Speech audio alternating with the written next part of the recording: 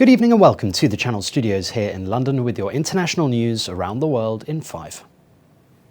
The deadline of a second Russian ultimatum demanding the surrender of Ukrainian forces in Mariupol has passed with no sign that troops have complied.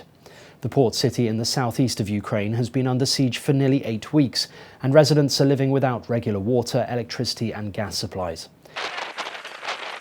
People could also be seen at a makeshift market buying food and other necessities, as well as charging their mobile phones from a generator.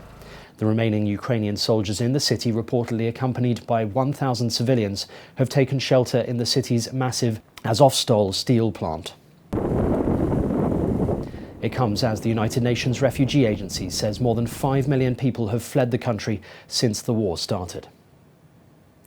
Meanwhile, Berlin has chosen not to make public all the weapons it has sent to support Ukraine. Das bedeutet für uns in Deutschland, weil wir aus eigenen Beständen. Foreign Minister Annalena Baerbock said that Germany would help Kyiv maintain more advanced weapon systems it might buy and train soldiers to use them. Das Leid der Ukraine. It comes after the country's leader, Olaf Scholz, has been criticised regularly for not showing more leadership in supporting Ukraine. Meanwhile, there are reports that Russian players will not be allowed to compete at the Wimbledon tennis tournament in the UK this year due to Moscow's invasion of Ukraine.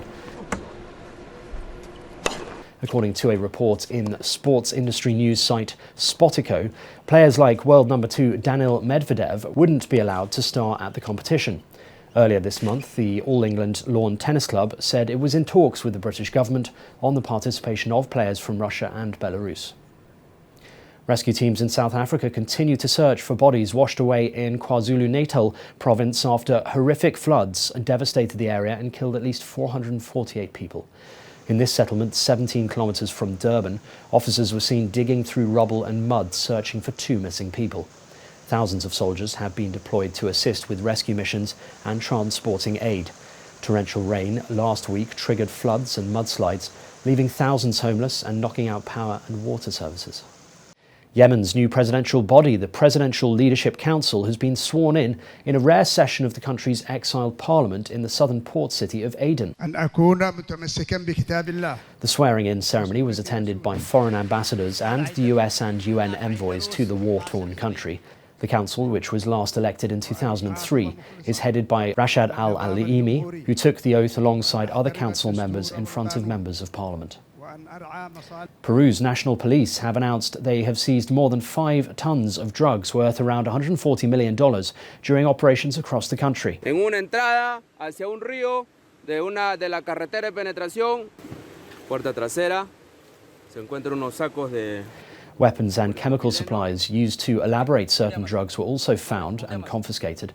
According to the authorities, during 2022, Peruvian police carried out 4,421 operations, during which they detained 959 people and dismantled 25 criminal organizations, seizing 16.9 tons of drugs. And the global streaming giant Netflix has reported losing subscribers for the first time in more than a decade and predicted more contraction in the second quarter. It's a rare miss for a company that has been a reliable growth engine for investors. The company's stock plunged 23% in aftermarket trading, erasing $30 billion in market value. Netflix lost 200,000 subscribers in its first quarter.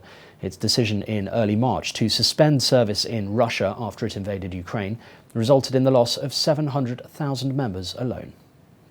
And that's your international news around the world in 5. Now back to the Channel Studios in Lagos.